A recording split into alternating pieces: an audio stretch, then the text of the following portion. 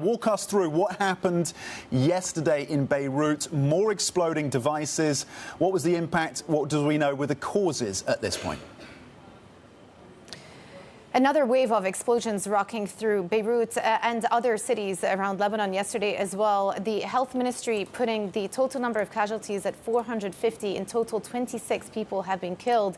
This time, the catalyst came from walkie-talkies that were triggered across all areas. They were triggered in homes, they were triggered in cafes, groceries, and even in people's cars as well. And a few human rights groups are beginning to note on the indiscriminate nature of these attacks, because what is happening is bystanders and even family members of people who were holding or had access to these walkie-talkies are also some of the casualties that have been sent to hospital. But experts say that this is just another case of this sophisticated and pre-planned operation relying on placement of explosive material into those pagers that were detonated on Tuesday, into the walkie-talkies that were detonated yesterday, that these Hezbollah group members had been using.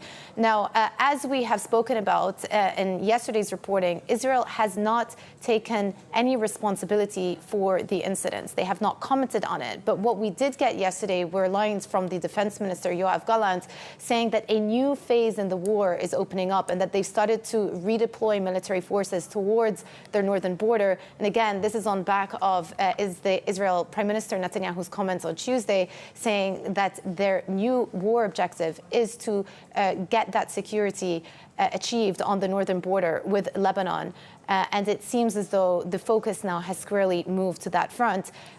On the Lebanese perspective, of course, Hezbollah are now on the defensive. The chief commander, Hassan Nasrallah, is expected to give a speech later today, so we will be watching out for that. Yeah, that seems very significant, doesn't it? The troop deployment to the north of that border in Israel, and around 150,000 civilians on both sides in Lebanon and Israel being displaced around that border. What do we know about the U.S. reaction, Joumanna, to all of this?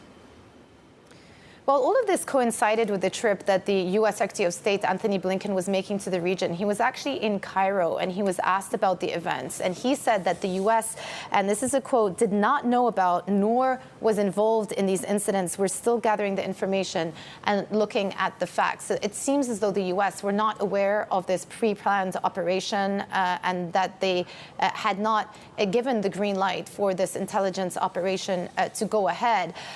But what we do know is that they are still intent on achieving a diplomatic resolution. And what Secretary of State Antony Blinken went on to say yesterday is that he does not want the events of the last couple of days to take the focus away from their desire to get to that ceasefire deal in Gaza because of the risk of that full-blown conflict. Now, equally, I also want to flag, and we spoke about this yesterday, one of the casualties was the Iranian ambassador to Lebanon. And even though the embassy put out a tweet saying he's recovering well, it is worth pointing out that Iran also have made some of their own statements. Their envoy to the United Nations said they reserve the right under international law to take required measures deemed necessary to respond to such a heinous crime and violation. So you've got to think about all of the different pillars here in the region who are looking at the events of the last couple of days as a serious escalation.